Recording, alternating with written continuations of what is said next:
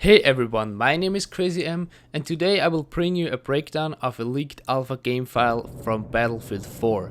Now be sure to check it out yourself. I'll leave a link in the description because I'm gonna skip quite a bit of stuff because it's a long list and I don't want to talk hours and hours.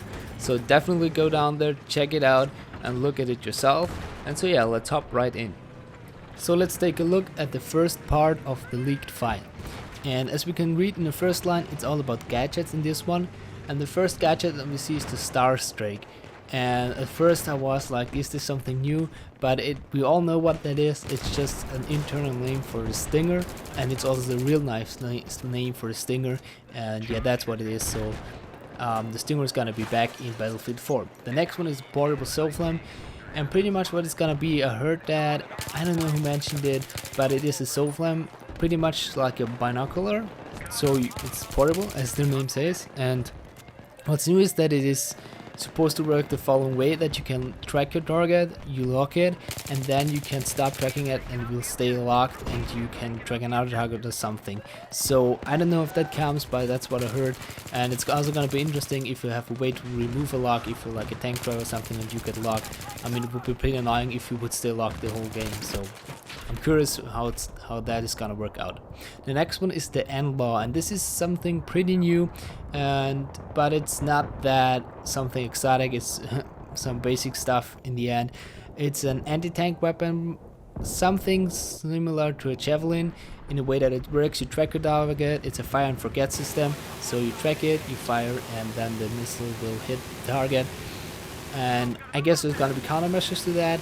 And in real life it's more meant for close combat with tanks, so maybe instead of a javelin you take this and it's more effective at close range, I don't know. And in real life again it's a one shot, like a single action weapon, so we'll see how that translates over to the game. Yeah, so another anti-tank weapon. The next one is the M15, which could be a smoke grenade, but what's more likely, since it is in the gadget slot, is that it is the anti-tank mine that we've seen in Battlefield 3. The next was the M34, and the only thing that I can think of is the incendiary grenade, but I don't know since this is the gadget slot, so we'll see, but most likely it's the incendiary grenade. And this could mean that we could put that grenades now go for in the gadget slot, and I'll be interested to see how that works out. And so yeah.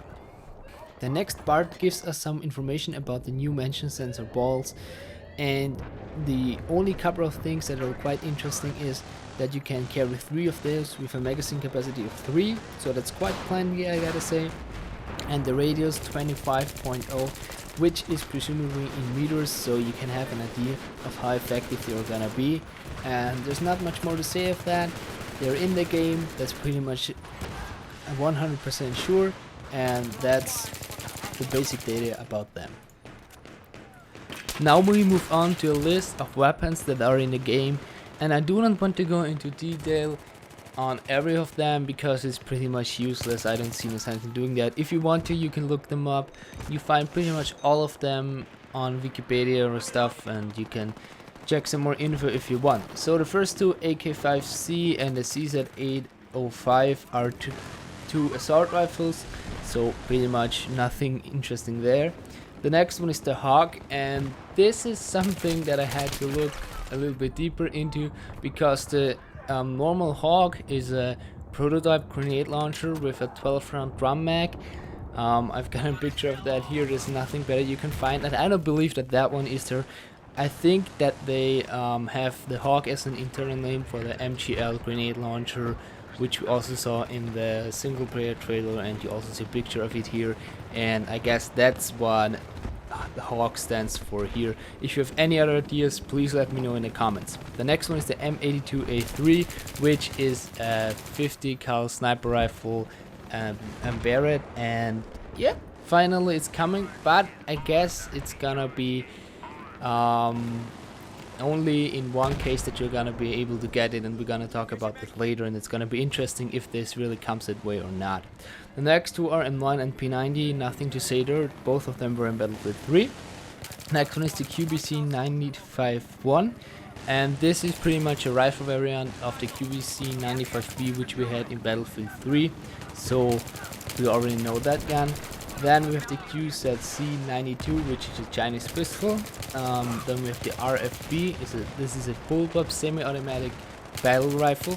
So this is interesting, maybe something like in terms of an SKS, in the way that it performs, but seeing that this is a bullpup, it's gonna be interesting what this will be capable of doing. The next one is the Scorpion, which is a submachine gun.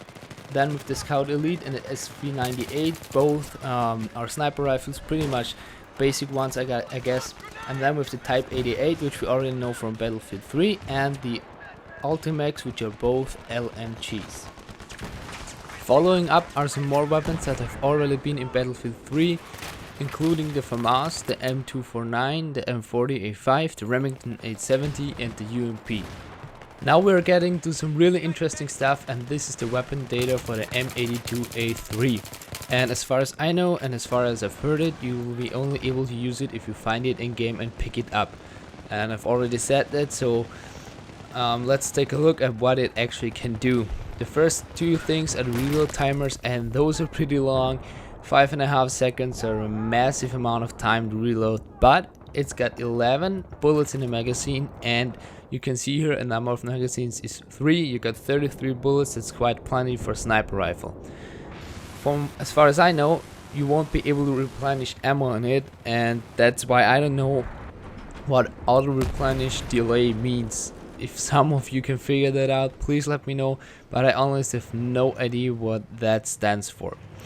But as we move on, we see the start damage and the end damage are quite the same. Maybe they will tweak it a little bit, have a little bit of a drop up in there, but the damage is insane. At 110 damage means pretty much he's gonna be dead no matter where you hit him. And this makes this gun really powerful, and I hope that it stays balanced, because 33 bullets, and if you're accurate, you can do a lot of damage.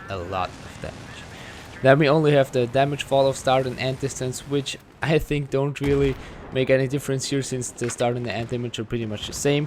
And yeah, so let's move on to the next one. In this part of the file we get some information about the MGL that you will also be able to pick up in the game.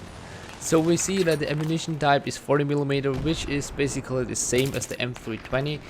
This is why I believe that it will handle similar to the M320, also in terms of damage, because I guess if it's the same projectile, it's gonna do around the same thing. We see that the start damage and damage is 100, which means on a direct hit you will get a kill. That's pretty much what you can expect from it. The last bit of information that we get about the MGL are the blast radius and the blast damage, and this is something quite interesting, since we see that it will be around a 2-shot kill if you're in a radius of about 5 meters, and this can give me a good idea of how deadly this weapon is gonna be. The next bit is quite interesting as well. We get some idea of what ammunition types we're gonna get, mainly for the shotguns, and we see here for the 12 gauge it's buckshot, flechette, frag and slug. Nothing new there. The new thing is that there's a 50 cal bolt ammunition, so this is gonna be interesting. I mean, you can't make a 50 cal out of every sniper rifle, so I guess there may be some that you can choose to equip a 50 cal ammunition. So yeah, it will be interesting. I would love to see it. I've wished for that, and if that comes, I'll be happy. Moving on, we will see all the grenades that are in the game, and those two 25mm grenades that we see here, the airburst and the smoke grenade, are both for the XM25. This will be the grenade launcher that the support player will be carrying. Now, I'm just curious how the airburst grenade are gonna work in there, because in real life a laser tracks the distance to the target, and then the grenades explode when they reach that distance from the weapon. So I don't know how that will translate over in the game. That's gonna be definitely interesting to see how they do that. Other than that, we have the flashbang, the frag grenade and the incendiary grenade, which have all been confirmed and we all know about since the reveal was on E3, so nothing new there. One note that I gotta take here is that the smoke grenade will also be available to the support player, which is a great thing because maybe more people will use it now, and we'll see how effective this thing actually can be. The next section gives us all the information about the different ammo types for the M320, and there's not too much new here. We have the high explosive, the LVG, the shotgun ammo like the buckshot that we had in Battlefield 3, and the smoke grenade. What's new is that there will be flash bang ammunition for the M320, and this is gonna be pretty insane on close and tight city maps, on Rush especially, and I hope that it doesn't get too ridiculous. And yeah, I'm not that much a huge fan of flashbangs, so yeah, we're gonna see how that works out, but I'm a little bit worried about that one. So for the next part, I've cut out 3 things that popped into my eye. There's a lot of other attachments in there, but none of them are anything really special. There's just a lot of customization in there. So the first thing that I saw was the attachment called Scope Glint, and I guess this is gonna be to get rid of Scope Glint, which is definitely a good change, and it's really welcome. The next one is, again, we have an infrared vision sight, and why I took it out is because one down you can see that there's an AK-5C with an thermal sight, which is stated to be different than the infrared night vision sight, and this is gonna be interesting to see the thermal sight in action and what that it can do. And yeah, I'm looking forward to that because this will be definitely a lot of fun to try out. Next up, we got some information about the new specializations in Battlefield 4, or field upgrades, however you want to call them. And they are pretty similar to those in Battlefield 3. You've got ammo boost, explosive boost, explosive resistance, grenade boost, suppression boost, suppression resist, and sprint boost. The 2 that are new is heal speed boost. So what that will allow you is that you will regain health faster. And another one is squad sharing, and that's the one that I have no information about. It could be that this is one of the later ones that you get, and when you're at that point you will share all your specializations with your whole squad. And yeah, I don't know, that's my idea to that. So if you have any other ideas, let me know in the comments. Now we're going to talk about vehicles quite a bit, and as a general note, I will only take things that are new. So if you don't see all the old gadgets for vehicles from the old Battlefield 3, they're all still there. As far as I've seen it, nothing changed. We still have all the old stuff. There are just some new additions to it, and that's the stuff that I'm gonna talk about. The first vehicle that we're gonna take a look at is the anti-air, and this has been changed quite a bit. There's a lot more stuff now to equip on the anti-air. Now the first thing that we got are new kind of missiles, the active radar rockets and the heat-seeking missiles. So these work differently, as they say one is guided by radar and other by heat. So maybe they changed the whole mechanic around of locking on and countermeasures, so they might be different missiles, different countermeasures, and they don't work for everything. So we'll see if they really got that far to go into the way of realism in that respect. We've also got air burst rockets for the anti-air, so this might be quite nice as well, more like a flak version maybe. And then we got some new countermeasures, the brass graphite launchers, which, as far as I've read, it will interrupt lock-ons, radar lock-ons. So yeah, and maybe those will interrupt radar lock-ons and the smoke heat lock-ons, something like that maybe. You know, we'll see. We've also got new optics, infrared optics and EMVG optics, which I don't know too much about right now. And then we've got the biggest new thing, are the Iron Fist launchers. And what that thing does, it fires an explosive charge which will cause an incoming missile to detonate mid-air in front of your vehicle and will not hit you.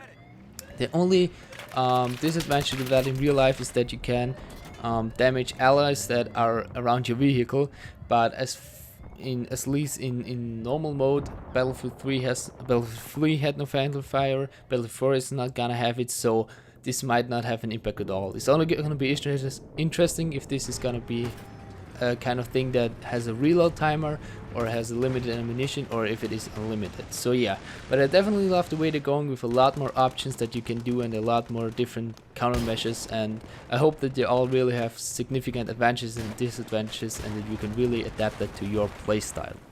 Now we are moving on to the attack chopper, and this one hasn't seen too much of a change, but there are also some quite interesting new features. So the first one is autopilot, and this is gonna be interesting. I believe there's gonna be some kind of auto hover feature, and this is gonna definitely help new pilots if they're not as good at flying.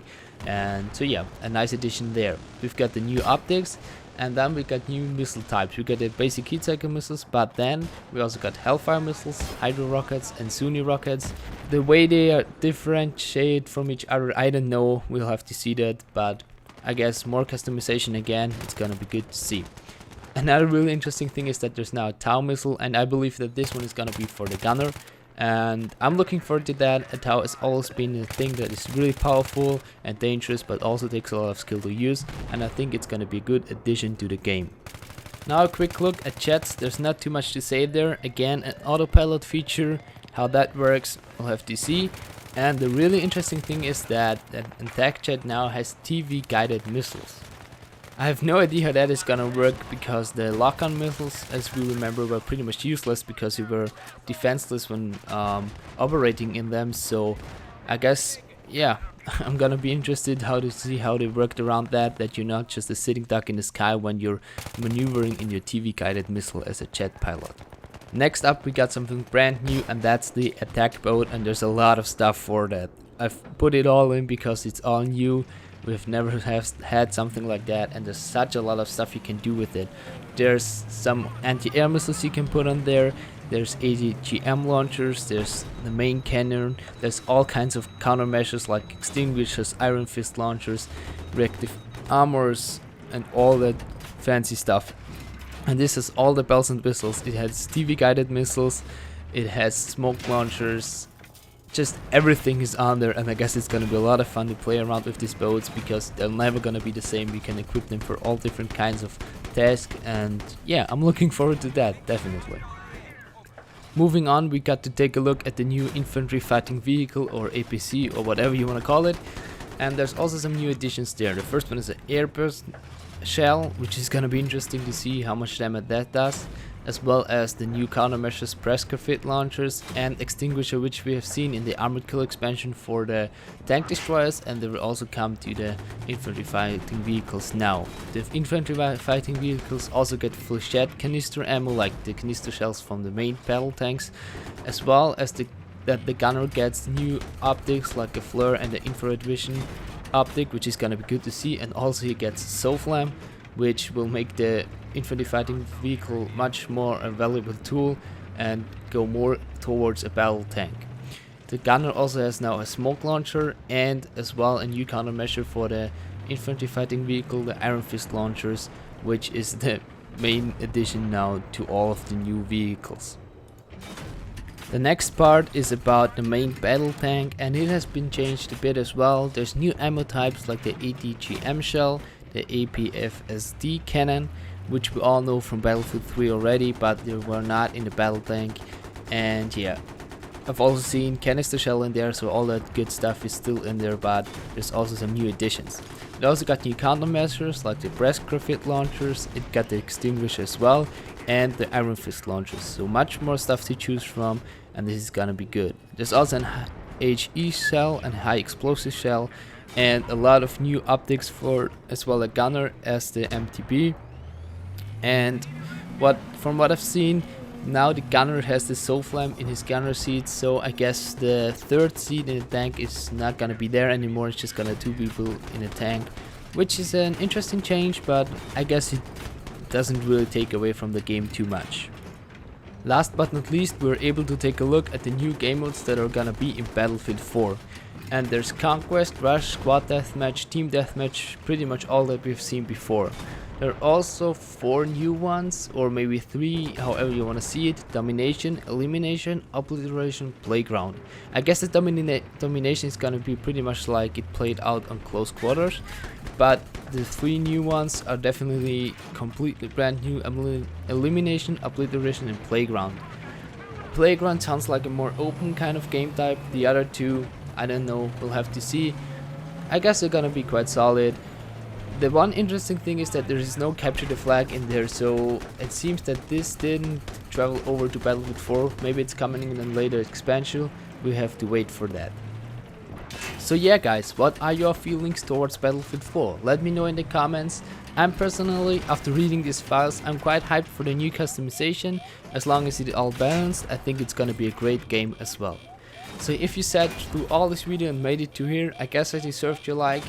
Leave a comment, subscribe if you want to see more. Have a good one, and I'll see you next time.